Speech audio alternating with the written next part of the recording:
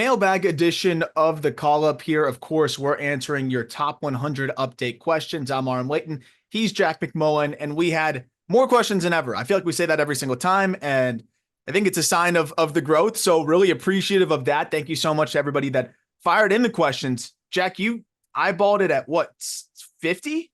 50 60. questions? 60 60. questions? Which Man, typically we get like 30 and I'm like, hey, that's really cool. But the fact that I saw on the tweet that we put out on the call up Twitter account or the X account, whatever it is, I saw 40 replies. I was like, no way. And then we go to Instagram and that was our best showing on Instagram too, yeah, which is really exciting to kind of see that grow. So I saw those numbers and I was fired up about yeah. that. That was No, great. absolutely awesome. So thank you so much to everybody who asked those questions. Hopefully we got to some new ones and some new people that maybe haven't had theirs answered before. And then of course, for those who subscribe to the bonus episodes, we will be doing a bonus mailbag for you this week. And those questions are always all answered for subscribers. But we got 9 really solid ones. And before we get into it, we should talk about Zebulon Matthews and his big league Mhm. debut real quick. I, th- The I think Twins it's calling him Daniel. up.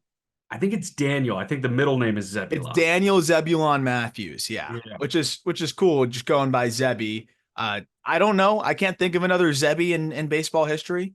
No. I also can't think of a lot of guys right now, in the minor leagues throwing more strikes than him. And they're very fortunate, the Twins, that they have so many solid pitching prospects, especially even at the upper levels. I know Festa faltered a little bit after having a good outing, but even just having him, available to plug in there. And now Zebby Matthews, who's been, I think, one of the biggest surprises in minor league baseball this year, from on multiple fronts, able to plug in for Joe Ryan, who may miss the remainder of the season there. So we'll see how Zebby does, but at the very least, he's going to throw strikes. He's not going to beat himself. And that's usually something that's not a guarantee when you're bringing somebody up, and the stuff is good. I'm just a little bit worried that he may be around the zone too much through those first couple starts because, you want to throw strikes. You don't want to beat yourself. He's never really done that. But at the same time, you give these guys something to hit, they're not going to miss it. And he's been a guy that's been around the zone a ton because it's 96 now. And Yeah. that's the other side. He ticked up 2 full ticks this year, which is amazing. But just because it's 96 doesn't mean it's going to play at the show. Characteristics are good. I think it can play, but there's a little bit more emphasis here on probably trying to get some guys to chase. A couple walks are okay, Zebby. And I mean, he's barely had a couple all year. Can't believe what you just did. Like that's so disrespectful to Zebby. Saying, "Hey man, start walking guys now that you're in the show." What are you doing? Where's your moral compass? I, my moral compass lies on I want to see him succeed. What And got him there? What got him there was the egregiously low walk total, but I'm with you. Like it's okay to quote unquote nibble a bit more. Now counterpoint, you kind of made it is he ain't throwing 92. Like he's throwing 96. If he was 92 and he wasn't walking anybody, I'd be like, oh, okay. So guys know that they can gear up for 92 and it can be bombs away. That's not really the case right now, but yeah, I would say it's okay to nibble a little bit more. well, I mean, the amazing part here is just how superb the command is. I mean, 77% strike rate's one side of it, but 67% of the fastballs he's throwing are in the zone right now. So, like just from that lens alone, hitters are just going to be so geared up for that. The other side of it though is he's really found this feel for a cutter that works well off of it in the low 90s. And then the slider is his out pitch, in the mid 80s that gives him 3 different looks there that all work really well off of the fastball. Then he'll mix in a curveball and a changeup that are fine. The curveball has been better than the changeup this year. Changeup has come along a little bit over his last handful of starts. So for me, like that's just the only concern I have because I saw some questions and figured we'll just bake it into the open here is, what do you think Zebby has to do? Like, what concerns do you have, if any? And really, the only concern is around the zone too much, and guys, are on that fastball. But at the same time, like it has performed quite well this year. Opponents are hitting below 200 against his fastball Yeah. because when he's on, I mean, he can put it east, west, north, south. He likes to play it more at the top, and that's the area where I think it'll play really well. But these hitters, man, like even at the top, they'll get to it. So if you're ahead, and that's more the focus, is like 0-2, you don't want to see him just try to put one right at the top of the zone and say, I'll challenge you. Like go a couple balls up above the zone and get these guys to chase because big league hitters aren't going to miss these very often, but fastballs perform great. Overall strike rate is 71%. It's one of the best that you're going to see in the minor leagues. And I think the stuff's good enough to, be able to succeed right away at the big league level as he gets some comfort with the sequencing and location. No doubt. And the results against the fastball speak to the point. They hopefully hammer home the point that command and control are two totally different things. Like the control is really good, and the control is why he's only walked, what, 7 in 100 and something innings in the minor leagues this year. But the command is the reason that he's good. Like if he just had control and didn't have command of the perimeter of the strike zone with the fastball, opponents would be hitting 300 against it. Like that's Yeah. just how that thing would work with professional hitters on the other side. But the fact that he can put it wherever he wants is why opponents are hitting, what'd you say, under 200 Under against? 200.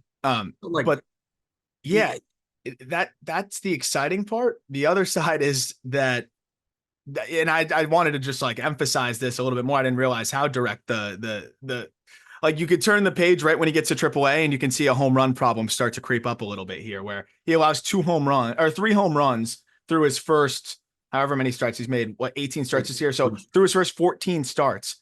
And then since coming up to AAA, he's allowed a home run in every single outing. So all 4 of those AAA outings, he's allowed 1 home run. So that's the only thing I'm worried about is just, laying one in there. And as you know, one swing can make the difference. The beautiful thing with Zebby is it's probably not going to be a lot of guys on base because he's not going to give away free passes. He's only walked 1 in those 4 outings at the AAA level. But the long ball is one thing that I could see kind of catching up against more experienced hitters. So I'm excited to see how he manages that. but hey, the solo homer isn't going to kill you. Like the Nope. thing that I'm worried about is stringing hits together. If there's a Uh-huh. 3-run inning against him, that means that they are really barreling him up. And that is like the one concern that I have when you close your eyes and see what like the worst case scenario for Zebby, comes to be. It's, oh, he's leaving things middle, and, an opponent is teeing off. I think about Brandon Pfaadt's major league debut last year. You remember when Baltimore, I think it was Baltimore, just laid into him, Mhm. and it was a derby. And he wasn't missing the strike zone. Like he was 2 in the strike zone. And that's Yeah. what did him in his big league debut. I'm hoping that the command stays with the peaking adrenaline. And, we see a guy that's slicing and dicing his way through 6 innings, and you're really not missing a beat from Joe Ryan. 100%. And that's the goal. And what a great story. Really excited for him is just a underdog that I don't think a lot of people were paying attention to, makes the climb all the way up from high A and looks like he's going to be a big league starter one way or another for a long time. Coming off of his best start in AAA as well, 5 innings, 2 hits, 1 run came on that solo shot, 1 walk and 5 Ks. Like that's how he can succeed, right? Like, okay, you get the 1 solo shot, fine, go ahead, take it. He's going to be able to keep things at bay when he's locating and getting ahead. And, that's that fine line to toe. So very excited for Zebby's debut, but also very excited to answer these 9 questions that we've got. Yep, and we will start with the Drake Baldwin question. This comes from at Up Next MILB on X. That is a familiar name, so thank you very much again for doing this. But he asks, can you talk about what you like in Drake Baldwin? Him being over Ethan Salas and Harry Ford is bold, but I like it. We talked about Drake Baldwin last week on the newcomers to the top 100 episode, but I think framing it in the way of him being above Salas and Ford is really interesting. So why do you feel like he slotted in over a guy like, let's take Harry Ford, for example, because I think that's a little bit more apples to apples, where you have a guy in the upper minors that has been there for a little bit. Yeah, I think you're kind of hoping that Harry Ford gets closer to what Drake Baldwin looks like at this stage, which that the thing with Baldwin for me is that he's pretty much a big league ready catcher, and there's not a lot of those guys right now at the AAA level, AA level, whatever it may be. Like he is pretty much ready to go. I think whenever they want him in Atlanta, of course they've got plenty of options there right now, and that's why he's not up. But when you look at the defensive side of things and the receiving and the blocking and how far that's come along, I think he's comfortably average, if not a little bit better than average defensively. And that's something that has really changed in the last year. But then offensively, you're seeing plus exit velocities, you're seeing, above average contact rates and low chase rates. So when I look at like, what does Harry Ford necessarily do better than Drake Baldwin? The only thing that I could look at is say, honestly, Walk. like walking a little bit and being younger. That's it. And you could say run, but I don't really care about that too much with my catchers, especially when we're looking at the defense being ahead with Baldwin, the power being ahead. And yes, Harry lifts the ball a little bit more, but plus EVs I will take any day of the week over fringy EVs with more elevation. And it's not like Baldwin's not elevating, like he still has been able to, but that's probably been the one thing that's held him back somewhat. So he could elevate a little bit more, but he's still patient, still makes more contact than Harry Ford does, and he's got more raw power with the glove being further along. He's 2 years older, but I'm kind of hoping that Harry Ford gets to where Drake Baldwin's at now within the next year or two. So it's more just about proximity. But I think also you can look at the ceilings here and say, well, if Baldwin just is able to tap into that plus raw power and game a little bit more, there's 25 home run upside. So what does Harry Ford have in the grand scheme that Drake Baldwin doesn't? I don't even really know if there's much that you can dream on beyond that as well, besides the speed side of it. This is also a good opportunity to kind of talk about the Ethan Salas slide with a guy like Drake Baldwin, who's new to the top 100, being ahead of Ethan Salas. And, you could say, hey, how do you do that? How do you have a guy that, is in AAA that wasn't, anywhere close to, frankly, anybody's top 100 coming into the year ahead of a guy that was a top 10 prospect in baseball by several outlets? How do you do that? Well, the answer is like watching what Ethan Salas has done or has not done in high A to this point. He's been one of the worst qualified hitters in that league. He's Yeah. been one of the worst qualified hitters in minor league baseball. And I understand that he's several years younger than the league average hitter at that level and pretty much a year younger than everybody else at the high A level. But damn, man, like you can't be that unproductive offensively. And we're going to talk about young hitters as well, and young hitters performing and how we're kind of comparing them relative to each other. And Salas is by, if you zoom into the month, like by the month, he's the youngest player, at that level. But, you got Sebastian Walcott that's only a couple months older that's doing a lot more. Of course, a lot more of an encompassing gig for Salas to have to catch as well. And that's not lost on us either. But at the same time, and he's been great defensively. So the floor is high. And, you could probably make a case, and I'd hear it out, that we were maybe a little bit too harsh on him. He's just the hardest guy for me to peg right now in terms of, I got a joke about saying that last time. Hardest player to peg for me in terms of where they line up on the rankings. Is that context okay for you YouTube commenters? It took me 3 seconds to compute, Yeah. and then I was like, "Oh, I get where." Yeah. I saw a few comments on that last time, so wanted to provide the rounded context there. So, like, he's tough because of the fact that we haven't really gotten to see him play at the level he should be playing at, and the Padres kind of do that to make it hard for other teams to figure things out too. But I'm just looking at Ethan Salas right now, and I see a good defender, but we can't just give him credit for being aggressively assigned. And we've talked about that. And I see a guy that's really, really struggling with secondaries. He can make some improvements and can get there. But now we've got a sample size of nearly 100 games, this year, where I don't know if I've really seen a turning point at all. It could even be a small turning point. Haven't quite seen it. Doesn't mean that he's not going to be good. He's 18 and he's going to be 18 for the duration of this season and then halfway through next season. Still think he can be great. But I'll take the players that have shown something already, that I know what I'm getting. Because, right now we don't really know what the offense is totally going to look like with Salas. Yes, the EVs are decent for his age. Yes, there's some aesthetically pleasing aspects to the swing, but the approach hasn't been nearly as advertised. The swing decisions haven't been that great. And against secondary, it's hitting $140 this year. So I just haven't seen any progress this season. And I think it's a testament to how ridiculous this assignment was, because he's not even really in an opportunity here to be able to turn a corner, because I think he was so not ready for this level. And that's the frustrating part of it. How ridiculous the assignment was last year, because they were pretty much forced to have him go to high A this year. Like if they sent him to low A this year when he peaked in double A last year, it would have been like, oh, what's wrong with Ethan Salas? So optically, they did this to themselves by having to force him to go to high A, when in reality, they're doing Vries right. Like, could Vries have been at the DSL this year? Yes, absolutely. Could he have been at the complex? Yes. He's clearly holding his own in low A. And Salas last year was holding his own in low A. So just keep him there, please. If they kept him there in 23 and he was in high A for the first time in 24, like the struggles would not be this crazy. And obviously you're forecasting things that didn't happen, and it's impossible to say that for sure, but like again, he's hitting 140 against secondary pitches. Yeah. I don't know if that's happening if he gets fully confident in low A last Yeah. year. When he gets off the complex in late May, early June, and he goes to low A and he plays 65 games there, like I think that's fine. And we're looking at, a much better hitter at the high A level than what we got this year. And he looked awesome, overall in low A, relatively speaking, but there were still some questions I had there that I wanted to see answered over a larger sample, and we didn't get to see that. And then quickly, it just gets ragdolled around. So this is just a player for me that we'll see. And, maybe he ends up becoming that superstar and that top 10 prospect. And I'll say, hey, I was probably just a little bit slow. But I can't get that far ahead of myself when I haven't quite seen that he can for sure be the offensive catcher as well, that I think would make him that slam dunk top 10 prospect that some, still kind of see him as. Still think he's a phenomenal prospect. He's without a doubt a top 100 guy. I just would have loved to have seen some semblance of improvement this year offensively, and I'm just not sure I've seen that. Yeah.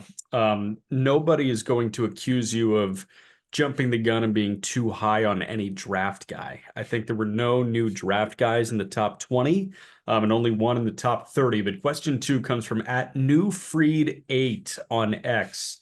How do you attack squeezing draft guys in the top 100 when it's harder to determine how good they actually are when they have very little or no samples of minor league play? It's a good question. Excellent question. I think it's one of the harder things to do, and I'm still trying to figure it out, to be honest. Yeah. This is the first draft where I've really, really delved into the write-ups and reports on these amateur players, like before they debut and then or before they make their professional debut and before the draft. And, we'd always talked about these guys, but I mean, treating them like we treat the affiliated prospects in the minor leagues. And amateur scouting's really difficult. I don't envy the people that do that for a living, and it makes sense that drafting is such a frustrating aspect of things for a lot of fans and a lot of teams because the hit rate's pretty low.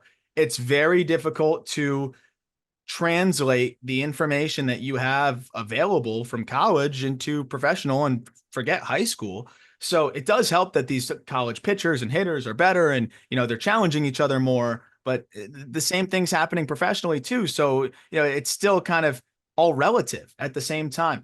The difficult thing for me was trying to figure out exactly, what this all means from a data perspective as well. There's swings I like, and that's always going to be something that I can lean into and just analyze the swing mechanics. But a lot of these guys have good swings. It doesn't mean that it's totally going to translate professionally.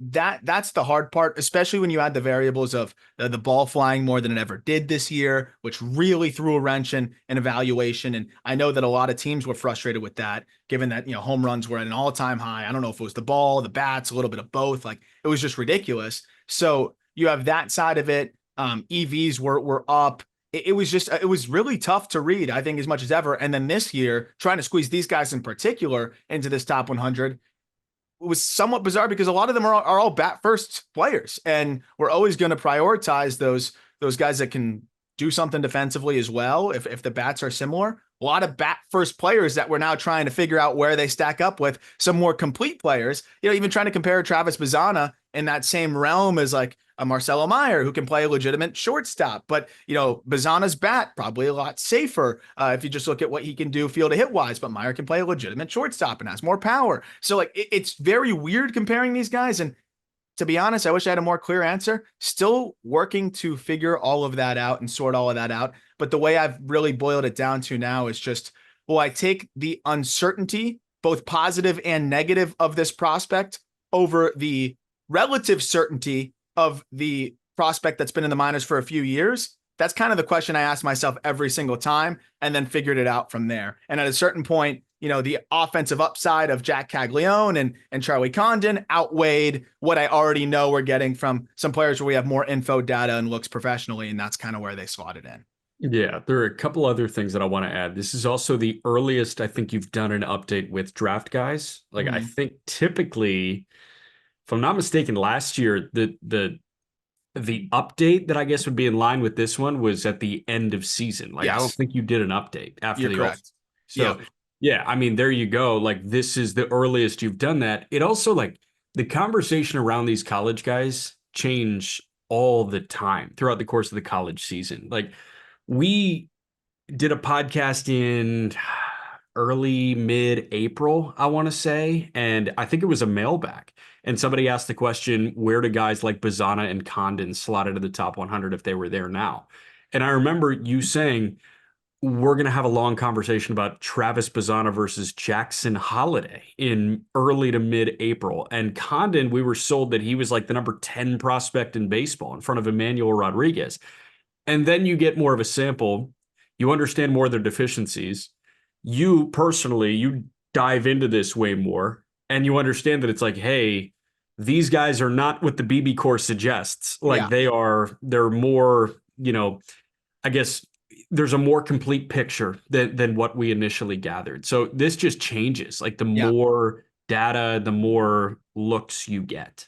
100%. I think that's a great point as well, because what I'll honestly help me a bit as well was I went back and I looked at some of the recent draft guys 2 years ago, and just what their perceived deficiencies may have been then, their college data, things like that, and then how things progress now. But those guys can make changes quickly, and then it's just a totally different evaluation as well. So that can make it difficult, but that did kind of help add some context, especially in the pitcher side, and just really looking at a Jack Leiter and then comparing him to some of the other pitchers that were in this class, like, was helpful to just have a little bit of a barometer. But it's also, every player is so different.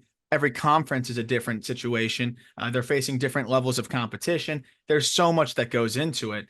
So it's still something that we're ironing out and figuring out, but it becomes a lot easier once you get a few months of pro ball, under the belts of a lot of these players. And that's kind of why we waited last year. I wanted to get ahead of it this year, knew that that might result in some rushed maybe rankings, or a little bit of maybe a report that could change quickly. And I don't love, undermining that quickly, but I think that's normal. And I think it's okay to consistently adjust. And I saw a bunch of questions about like Christian Moore, for example, right? Like that's a guy that had a 65% contact rate last year, which is like unplayable out of college going into professional ball. Then has the biggest gain in college baseball from there.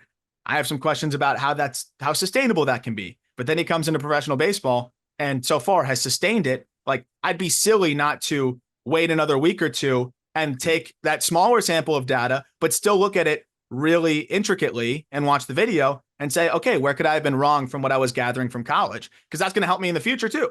So Yeah. it's a learning thing right now from the college to pro guys. I'll be fully honest about that. Also, another note on, well, Christian Moore, you sparked the thought, and you mentioned the baseballs in college and the home run influx. I'm going to call it a problem. It was a home run problem for college pitching in particular, but that made it so hard on MLB teams. I remember seeing a tweet from Pete Flaherty, does a great job over at Baseball America, and he tweeted a Christian Moore opposite field home run.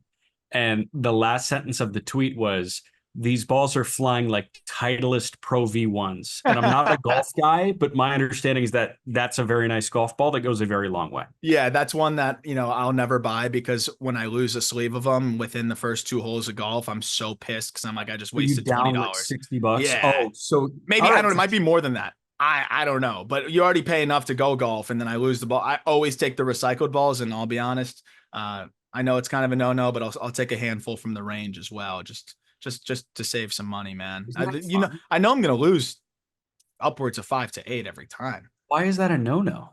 I mean, it's kind of stealing, no? A little bit. Yeah, five finger discount. I Five agree. finger discount. I'd pay like $60 or whatever it may be to play on the course. Like, yeah, give me a few balls. Yeah, you're good. You're fine. Especially like those are, I don't know. It just feels like those are surplus that they're never gonna realize that they're missing. Oh, So of course not. yeah. All right. We're going to get to Arm's favorite player in a moment. Before that, quick break. Arm Layton's favorite player in minor league baseball is Caden Dana of the LA Angels. And the next question comes from at No Games in October. You shocked that that handles an Angels fan? This is on X. What steps forward does Caden Dana need to take in order to establish himself as a clear top 100 prospect? I loved the wording of this question because it was a real question. It wasn't Caden Dana question mark, no Thank Caden you. Dana question mark, or why isn't Caden Dana here? It's what steps does he need to take to be a top 100 guy? That's a phenomenal question at No Games in Yeah, Oct. thank you. Yeah, thank you. Thank you. Like, and also, like, that doesn't mean he's not a top 100 Like, if every other outlet thinks he is, then say he's a top 100 prospect. Like, it just in our mind and my mind, he isn't. So I appreciate the question of just, yeah, what does he have to do for you guys to have him as a top 100 guy? The amount of like, no Caden Dana is comical. That one always It's like, comical. comical, Yeah. man. Like, it's funny. It's hilarious to you. Like those are the ones where like it's just like you put so much time in and then you're just But gonna get. Aram, he threw a complete game. So did And it's pretty sad. Kahanowitz, who I texted you. Kahanowitz might be all right. He's not. Yeah, he might not that be that bad. Like he might be fine. And you were right. You responded, you were like, yeah, he might not be good, but he probably won't be bad. And I'm like, Yeah. yeah, that's how I feel about Jack Kahanowitz. And I don't think that guy's a top 100 prospect. No. Is he a serviceable big league five? Yeah. But like, I loved this because it was, okay, why is he not Yes. there? Instead of, he's not there, you're stupid. And the funny thing about it is, I think people are looking at the numbers and things like that. By the way, Dana going to be a better pitcher than Kahanowitz. I'll say that pretty confidently. Dana's going to be a solid big league arm, I think. But you look at the ceiling, and I think there's just not enough there. There are so many pitchers that are disgusting in professional baseball. Like I look at Luis Morales, and then you look at a Caden Dana, and yeah, Dana statistically might be better. But remember, we're projecting to how they're going to perform at the big league level. And if it was just as simple as, oh, this guy has great numbers in the minors, so he's going to be great in the majors, why would we even have top prospect lists? Just go to Fangraphs leaderboard, run with that. Like the thing with Dana is I think he's ahead of his years for sure. 20 years old, already thrown so many innings in double A. And he really does execute his fastball well. It's 94. It's got fine characteristics and maybe slightly above average carry. And, it's probably a slightly above average fastball, right? For a starter, it's probably a 55. And then he executes the heck out of it. So in double A, that's going to play quite well. Then he has a slider that's an above average pitch, maybe flashes plus. But I think, grades out at the big league level probably is above average and commands the heck out of that. 67% strike rate there. So you have fastball that you locate well, slider that you locate well, and you're in a league that has a 667 OPS on average for among all the hitters. That's You're gonna dominate. I'm not trying to take anything away from Dana. I think he's done everything that you can do, which is just perform and get the people out that are in front of you. And I love how he's attacking hitters. I do think that there's going to be a bit more of a home run issue against better hitters and in different environments. He's allowed 10 in 20 starts this year, but there is some harder contact against the fastball. I do think that that's going to continue to kind of rise a little bit because it doesn't have enough ride to dominate at the top. And I just don't know if he can just get away with spotting it unless he legitimately is pinpoint with it to be as dominant, I think, as he has been in double A. But the reality is there needs to be a third pitch too. It's that slider, and then that's about it. His curveball and changeup, which he's mixed in for a combined 15% of the time, has a combined strike rate of 44%. So you don't have a third pitch right now from Dana. So it's just that fastball and slider, and both of which look like, above average pitches. Two above average pitches at the big league level is just not going to play anywhere other than, a bullpen or with great execution in the back end of a rotation. I think a third pitch comes along. I think he does ultimately find enough to have that back end of the rotation arsenal, maybe a little bit more upside to be a solid 4. But like, how is this guy going to consistently get outs? If he was a ground ball guy, then I could get behind it a little bit more. So I'm like, okay, he can pitch the contact. He's not a ground ball guy at all. He's a fly ball pitcher. He has a 37% ground ball rate this year. And I think the other thing, the ball has not flown at all in the Southern League. So that's worked to his favor. He's been good. I think he's a really solid arm. He's a high floor arm. I just think when you have so many of these freak pitchers in the upper minors, everywhere, I'm going to bet on that stuff translating at the big league level a lot more. Look at so many different arms that have dominated in the upper minors and then, just cannot get outs in the big. Look at like Adam Major and what he was doing in double A, before getting rushed to the big leagues and struggling. And I think that Dana has a little bit more going for him, definitely has more going for him fastball wise. And the sliders are pretty comparable. I think maybe a little bit better from Dana, but I think the command is definitely right there. Like you see how quickly you can get knocked around when you're somewhat one dimensional. Yeah. Speaking to Dana's numbers and the Southern League numbers compared to the other leagues in double A, there are 5 guys in the Southern League, qualified pitchers that have a sub-3 ERA. There are 5 guys in the Texas League with a sub-4 ERA. There are 5 guys in the Southern League with a sub-3 ERA among qualified pitchers. There's 1 guy in the Eastern League with a sub-3 ERA. The 5 guys with a sub-3 in the Southern League right now are Dana, who, by the way, is 5th in ERA at 2.75, Logan Workman of the Montgomery Biscuits, Ian Seymour of the Montgomery Biscuits, Mason Adams of the Birmingham Barons, White Sox, and Connor Noland, who just got up to Iowa, Cubs prospect, 16 starts at a 2.5 in Tennessee. We're not talking about any of those guys as crazy, crazy stuff. The best stuff in that group is probably Mason Adams, but even then, I mean, he trails the rest of that Birmingham staff by a wide margin when it comes to ability translating to the major league level. When you think about Thorpe, you think about Schultz, Iriarte, even a Kai Busch, right? Like that's the thing about that league right now. You cannot look at those numbers and be like, this guy's a sub-3 and he's the Angels' #1 prospect on this publication. Why is he not top 100?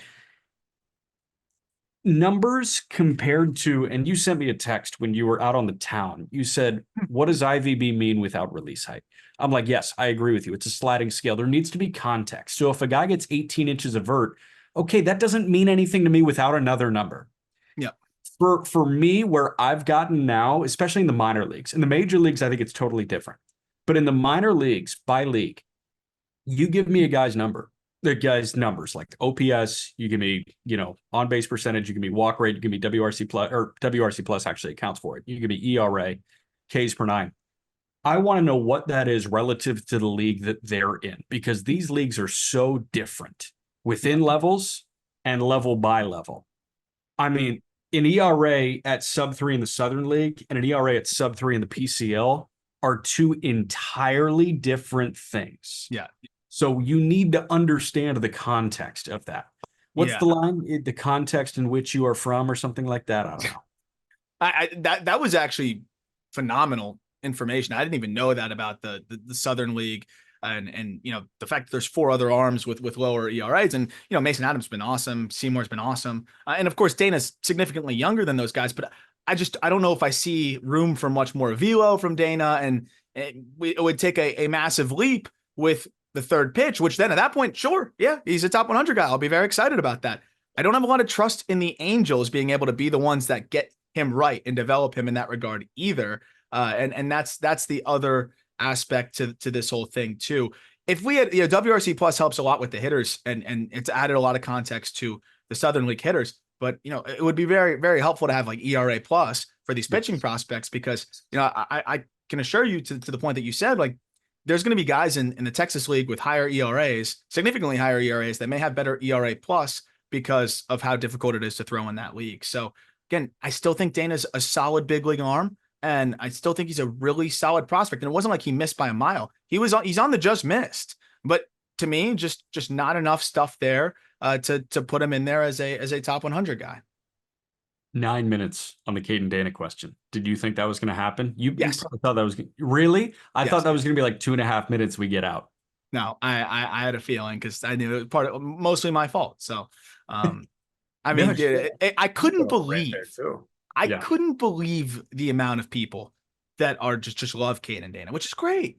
Great. Him and Ballesteros, man. I was getting worn out. I was going to say Ballesteros next. Yeah. Oh, maybe for another time. Yeah.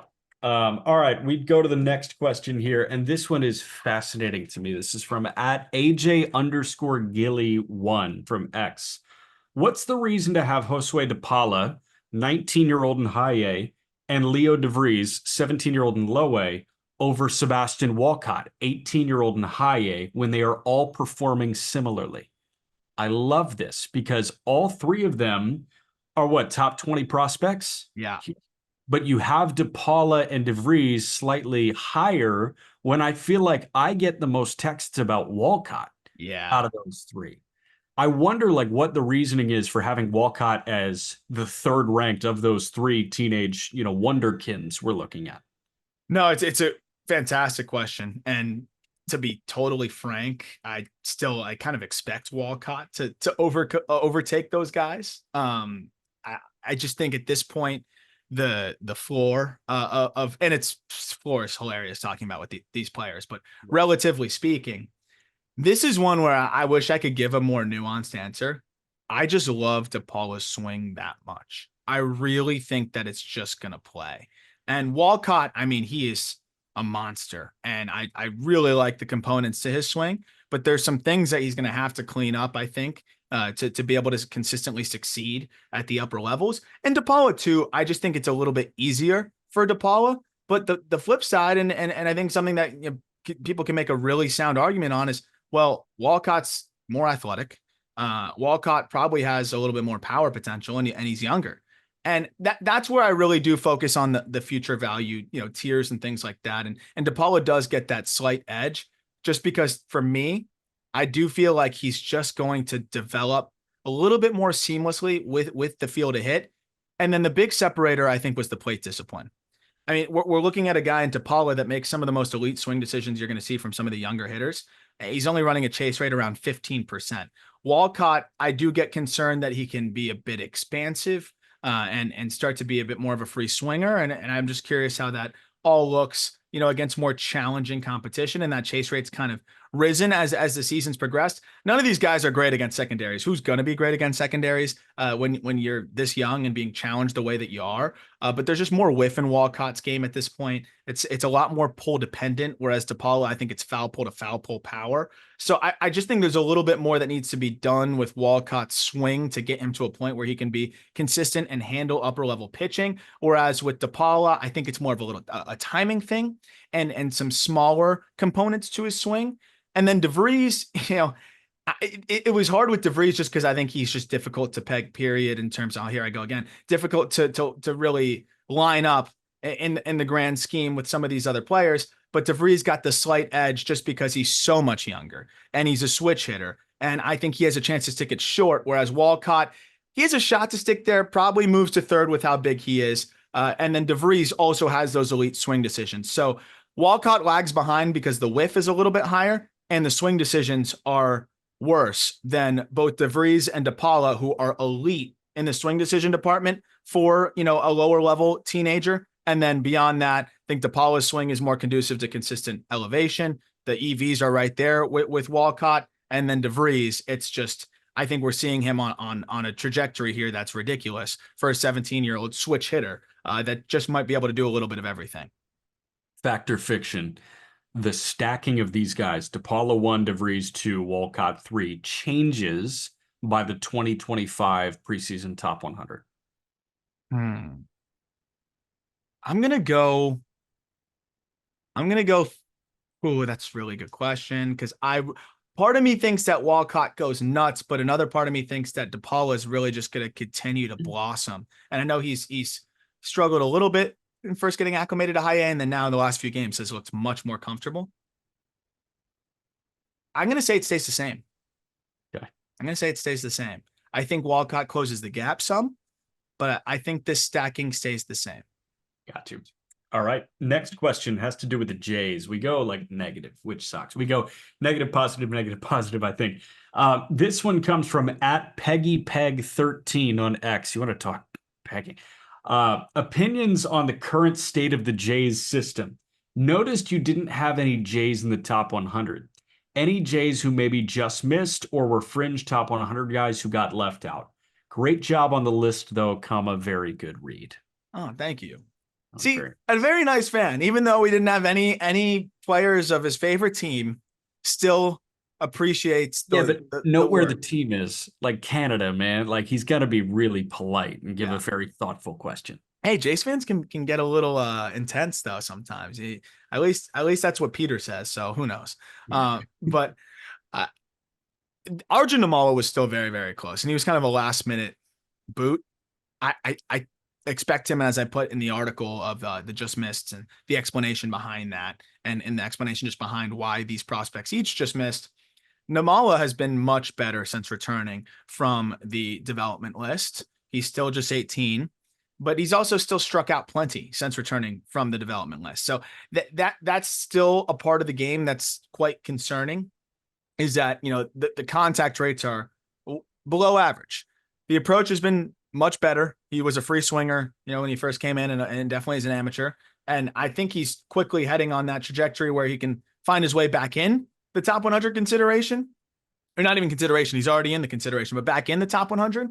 But at this point, it's very pull dependent as well. Like, I love guys that can pull the ball in the air, but I also need to see a little bit going to center field and maintaining your direction and going the other way. And right now, it just seems like he's pulling everything, selling out for that. And the adjustments have been good, but I do believe that when you're that pull dependent, it's going to take you off of spin. And that's been part of the reason why he's striking out so much. And it's also part of the reason why I think he's struggling with stuff at the top. So just a bit more flawed, I think, than we anticipated, even though we knew he was going to be, a volatile prospect. Yeah. That said, we've also seen a lot of the positive. So I just want to see a bit more hit wise before he gets his way back in there. But he was definitely the closest. Orelvis is just difficult because of so much of it being, on the power. And now you have this suspension, and we've seen, you pointed this out, the return to Noelvi Marte, since the suspension, I don't know if they have to do with each other, but the EVs have been down significantly since he's returned. I just want to see what Orelvis looks like after the prolonged layoff, after everything that happened. And yeah, the prolonged layoff and more. Yes. So, and I already had some significant concerns still with the hit tool, even though he had made some major progress in that regard. So he's just kind of out there. And then Tiedemann, still always close, but at this point, I think it's very clear that the health is such an issue that I don't imagine that any team is taking him in their top 100 prospects at this point because of just the injury issues at this point. Like, he has not been able to string enough starts together to really say, hey, this guy can achieve anything close to his ceiling. I hope he does, but I don't imagine that any teams are valuing him as, that top 100 prospect arm at this point until he proves that he can pitch for, half a season. Yeah. The other name that I know was really close was Jake Bloss. Yes. So there are 4 guys essentially there that are in like the 101 to 115 range that we could be talking about. Ironically, the system's better. And that's the funny part is, there's no top 100 guys. There's so many players that are in that 50 future value, or right knocking on the door, 45 plus knocking on the door of the 50 future value tier, that I think they didn't totally have. Bloss right there as well. I'm glad you mentioned him. Just high floor arm, that's a high probability big league starter that just missed. Even the fact that they added like a Charles McAdoo to the fold as well. He wasn't really considered for top 100, but that's a guy that could continue to hit his way into that 45 plus, maybe even 50 future value tier if he just keeps mashing. So they've done a good job. I thought they did a good job with the deadline overall, considering that they didn't really sell. So that pseudo sell, that they did a good job with the players they got back, and several of them were not far off from getting in. So the J system is still better, as weird as that may sound. The Kikuchi deal is going to feed families for quite some time, even though Kikuchi looks pretty good in Houston. Next question is a very fun one. This from Eddie_Pine6.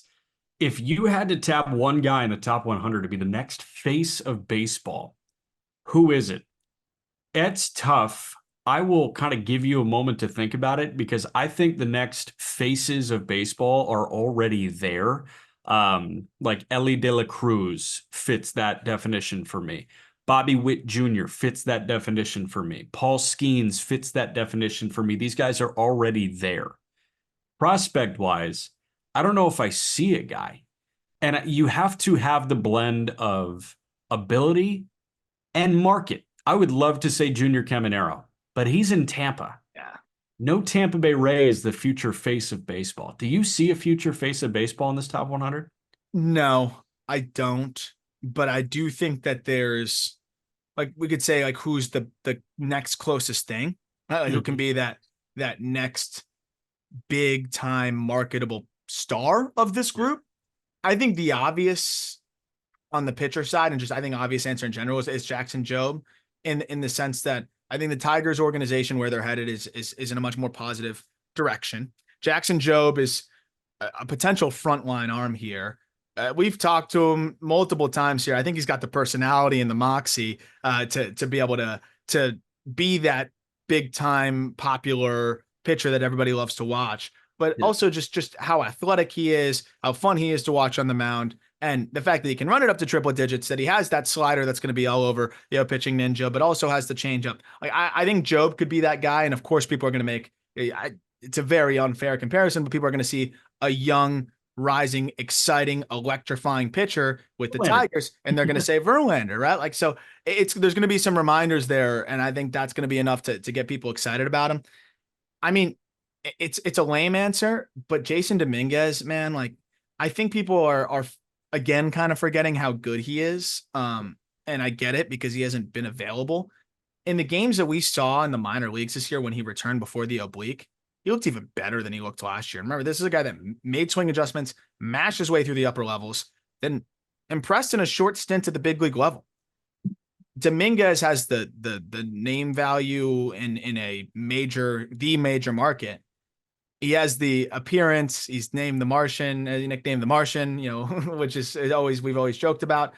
But he can hit tape measure shots. He can motor. He could be that really like that tools across the board player for the New York Yankees. Like that's going to be a guy that I think ends up having a lot more name recognition than probably just about anybody else. But the wild card fun one would probably just be Vries, just because you don't quite know how good he could possibly be. And there's a world where he is the number one prospect in baseball eventually. And he is this superstar who reaches the big league level by 19, 20 years old. And if he's that, then he's a reasonable answer as well. Yeah. The two other guys that jumped to my mind, both named Luke Keyshaw in Minnesota and Luke Adams in Milwaukee. Those are two guys. I think Luke Adams' swing decisions could make him the face of baseball, especially in a market like Milwaukee. That makes a lot of sense, right? Yeah, people are just going to love the walks. They're just going to be lining up. Man, this guy doesn't swing. That's awesome. Get me an Adams jersey. Yeah. Those are two guys that I think probably might be the most anonymous on the top 100, even if they have good years or good careers. So. But those are good ones too. I can't really think of anybody else that really stands out in that regard. No, I don't think so. Like, it's just tough because I want to say Caminero so bad, but you just cannot do it in Tampa. And again, those guys are already there and shit, man. Like Ellie De La Cruz is still 22 years old. Like he's that guy. He's the answer. Him and Bobby Witt are the answer. Okay, we got 3 more questions to go. We're going to take one more quick break. Next question is cut from the Caden Dana cloth. This one comes from Tommy Tracy on Instagram. Why are you guys so low on Justin Crawford compared to other media's prospect lists? It's an interesting question. I feel like we've done a decent job documenting where the deficiencies may be. I know that they are ever so slightly getting curbed, but they're not close to being solved. Do I have that right? Yeah, and I mean, like, it's been amazing that he has been as productive as he has. And it might just be one of those things where he hits and hits and hits, and I'll just, if he keeps doing it at the big league level, or he does it at the big league level, then I'll just say, I guess whatever I thought would translate or not translate might be somewhat wrong there. I still feel pretty confident that it's just not going to. I hope I am wrong. I very much hope I am wrong, because he's very fun. Carl Crawford was one of my favorite players to watch when we were growing up, and he seems like a great kid who plays the game really hard and is a blast to watch. I just look at the batted ball profile, and I'm floored that he's as productive as he is, and I think that is partly a testament to him. But I'd be even more floored if it translated over a larger sample in Double-A, and especially at the big league level. So you have the 70 wheels, and you have a great glove in center field. That part's great, but I think there's some bat speed lacking there. I really don't like the swing mechanics, and when you look at the batted ball data, it kind of backs it up. 63% ground ball rate. There's just no way that that's going to work. I think at the higher levels, also being a bit slower and longer to the ball results in him catching the ball way too deep. His contact point on fastballs would be the lowest, like the deepest of any qualified hitter in Major League Baseball by a good margin. And as a result, his launch angle is negative on fastballs. Yeah, you can't have a negative launch angle on fastballs and succeed. I just think it's going to be quite difficult to do that. And then I think because he's longer, he has to decide earlier, and that's resulting in a chase rate that's almost 40%. I think this is somebody that chops a lot of balls into the ground. He does hit the ball relatively hard, so he's going to be a higher BABIP guy. They're going to sneak through even when they are on the ground. But a lot of balls that would be plays made by big league shortstops, big league third basemen are not going to be made by guys in low A, high A, and even, double A, a little bit more in double A. But when you're putting the ball at a 60 on the ground at a 63% clip, and you're catching it that deep, and you're expanding to the degree that you're expanding, I just don't see how that translates at all. And I think it would take a major swing adjustment that could end up resulting in more whiff issues and other challenges to get there. So I need to see that adjustment before, I put him in the top 100, because I think this swing as is and this approach as is won't translate even to being a big league regular. Yeah. This isn't a list of, likability within your fan base. Like, this is a list of essentially war accumulation. And, the 100th guy on this list, seems primed to be in a better position to accumulate more war over the course of Christian Campbell's career than a Justin Crawford. And I think Justin Crawford is a lock to be liked a lot by the Philly fan base, because what he does is like not far off from Johan Rojas, like clear offensive deficiencies, but like Rojas was getting away with it at the minor league level. Crawford's, they look different, but he's getting away with it at the minor league level. He's really freaking fast, and he can play a really good center field. It helps that your last name is Crawford. It helps who your dad is, and it helps that he is, as cool and as fun and as nice a guy as he is. But, in terms of WAR accumulation, a 60-something% ground ball rate, if you're forecasting for his big league tenure, is not going to work in your favor. Like, it's closer to Raimel Tapia than anybody wants to admit. Yeah, and that's that's a crazy name. He was kind of the king of the ground ball. No, he wasn't. No, that was a name I had not thought of in a while. That was like a OG just baseball show guy, but it is very similar to that, to be honest. Like, yeah. And when you look at pulling the ball in the air here, like, he's not doing it really at all. So that's really difficult. He's just going to get jammed up inside. They're going to attack him in there, and I think it's going to be hard to really do much. So he can make some changes, very, very, very possibly. And my concern with that too is he hasn't really faced much adversity. So when is he going to make that change? Probably once he faces some of that adversity. But so far, I mean, he's been awesome. And, I can understand why fans would look at the numbers and say, how is this guy not in the top 100? But, I think they'll see potential. And I hope I'm wrong. Very, very much hope I'm wrong, because I want him to be great. But I think you might see that production slow down at the upper levels over a larger sample. And there's just not much precedent of 63% ground ball, 40% chase, and a contact point that's deeper than anybody's in Major League Baseball succeeding consistently at the big league level. But he is just 20, so hopefully he makes those adjustments. Two more questions. This one comes from @Garrett0599 on Instagram. What pitching prospects could we see get called up to serve in a bullpen role for a postseason run? This is your bread and butter, King. This was my Sunday night. Yeah. I watched Mitch White shove out of nowhere, which was pretty fun to watch Mitch White shove for 5 innings, and then turn it over to Craig Yoho for his first clean inning in AAA. I watched him put out a fire on Friday, and then him throw again on Sunday. Let me just put this out there. I know he's not a top 100 guy. They might have another airbender here. Like, that is, have you dove into that changeup? I have not much, but I've seen a lot of Brewers fans pumped about Yoho in the replies. And dude, like, look at the data points for that changeup. Yeah, like, it is an airbender, man. And they've got some guys, dude. Like, I was watching Logan Henderson's changeup dive and run, and I was watching Carlos Rodriguez's changeup dive and run. And then Yoho comes out, and I'm like, I see so much Devin in this changeup. It's egregious. That's the nastiest pitch I've seen in minor league baseball. I don't think it's close. So he's throwing that changeup 44% of the time. Yeah. He's landing it for a strike at a 71% clip.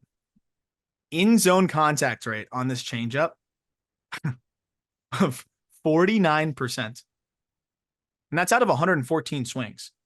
So, I mean, that's better than that's. I think that's the only in zone whiff rate. I mean, a 51% in zone whiff rate. I think that's the only in zone whiff rate better than Drew Thorpe's that I've seen in the minor leagues in the last couple of years. And the thing is, Thorpe's, it doesn't like move like a changeup you would expect. Like, it doesn't run or anything like that. It's just, it looks like the fastball just with a ton of velocity separation there. Yoho's, it's like, this thing is a screwball essentially. I'm telling you, it's Devin Williams again. Like, wow. They found this. Wow. Yeah, I mean these are some of the craziest changeup numbers I've seen. So Yoho's definitely an option. Then you how Right. did Mizrowski look? I Again went, now in yes. relief. I went Yoho in a 1-2-3-6 to Mizorowski going 5 up, 5 down with 2 Ks.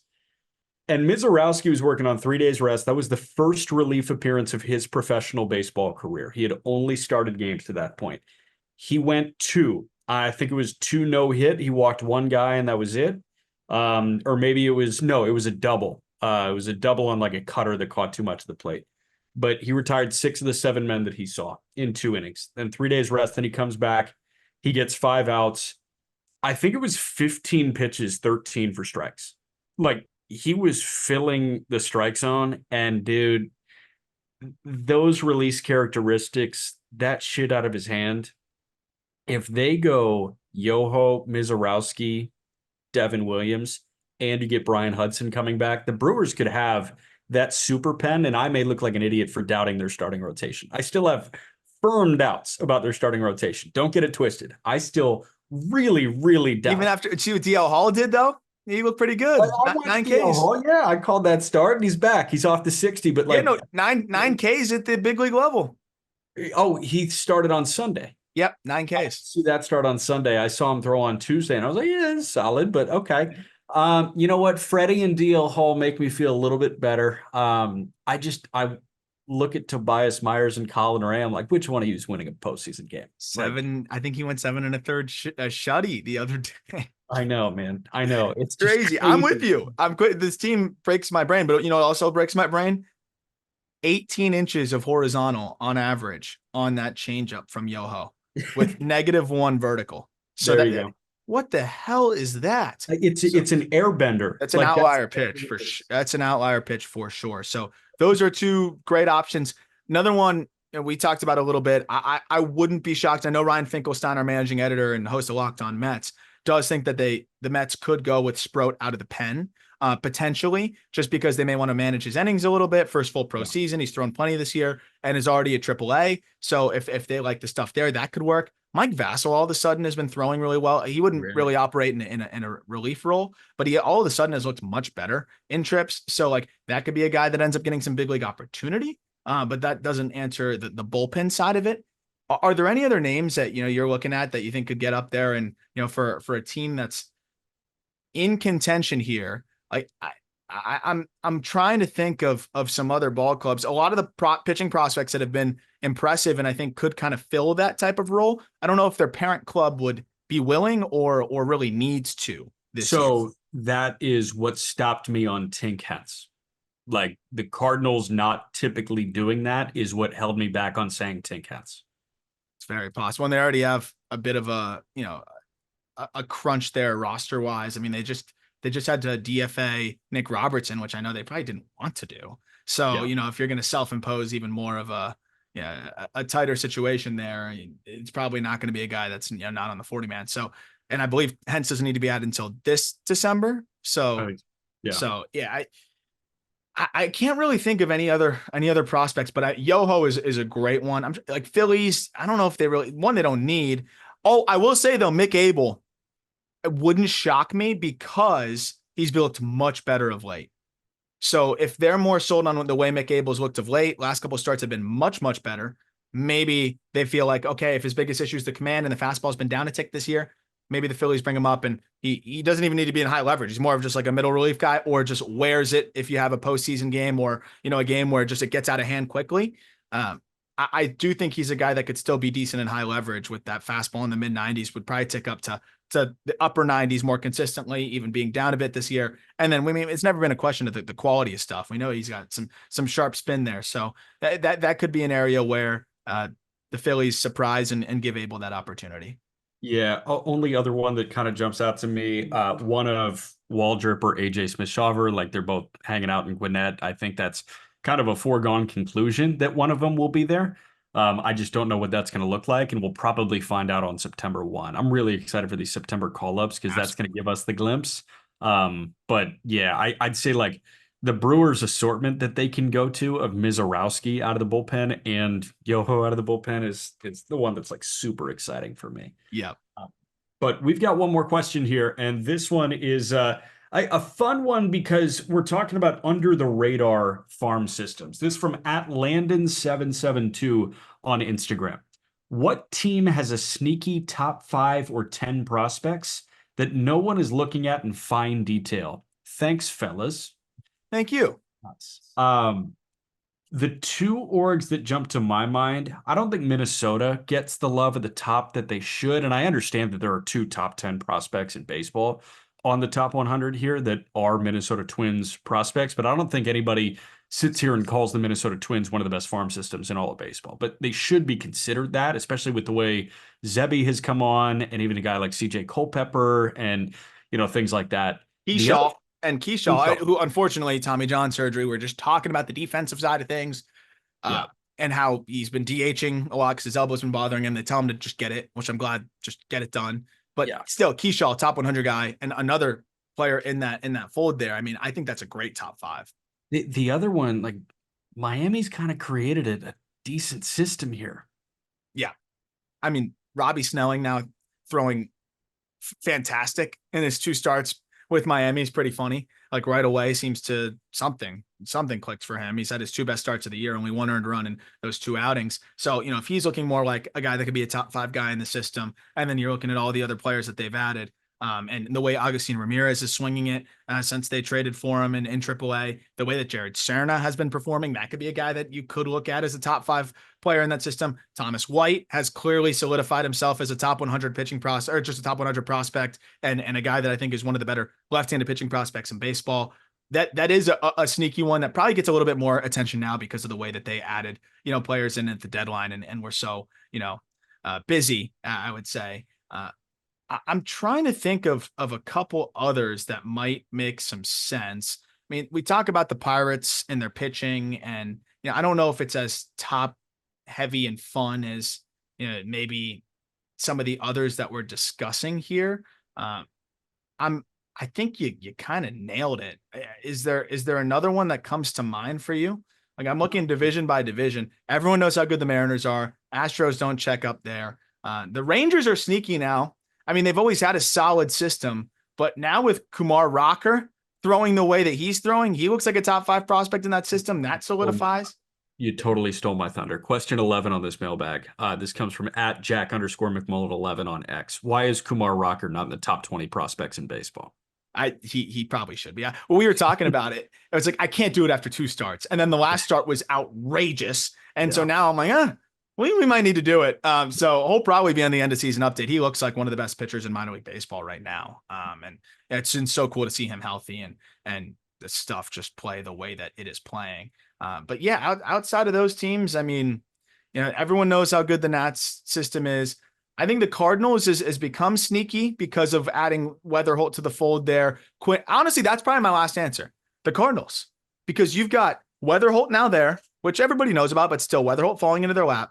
Tim Kentz is still a dude, and now I think has taken a leap forward this year. Quinn Matthews has blossomed into a top 100 prospect and looks darn good there. And then depending on how you want to shake out the rest of the system, I'm still not out on Thomas Ajazi. I'm still not out on, some of the prospects that haven't performed the way that you were hoping. And even a Victor Scott, like if that's your number 5 prospect, that's a pretty sneaky, decent system. Cooper Jerpy's been good. I still believe in TK Roby if he can stay healthy. Like any way that you want to combine that top 5, it's not bad. It's not as good as some of these other teams, but it's not bad. And by the way, Chase Davis all of a sudden swinging it well. Got promoted to high A's hitting 326 in his 12 games there. So even then, like if a slow out of the gate first round pick who's 22 and is starting to perform is your 5th ranked prospect, like that's a sneaky, decent system too. That for sure. How's Juan Bin Cho doing? I was fired up about him in February when I saw a batting cage video. I know he meets the eye test when he connects. 620 OPS in high A, unfortunately 308 slug. Damn, you just got to be better, man. Yeah, we need more out of Juan Bin, unfortunately. But that was great. Thank you everyone for the questions. And as always, thank you so much for checking out the top 100 and for listening to the show. We will be doing a lot more this week. We'll get back into the team top prospect list, the aforementioned Marlins. That will be the system we do this week. I'm going to try to hammer through as many of those as we can and continue to update even some of those other lists and get everything finished up on the team top prospect side of things. and we'll be catching you up on everything that's going on in the minor leagues. A lot of promotions, of course, as always, and just I think some players that are really starting to hit a stride here in the second half and down the final stretch. And we'll probably mix in some exciting player interviews as well. As always, thank you for listening. Look forward to talking prospects with you later this week.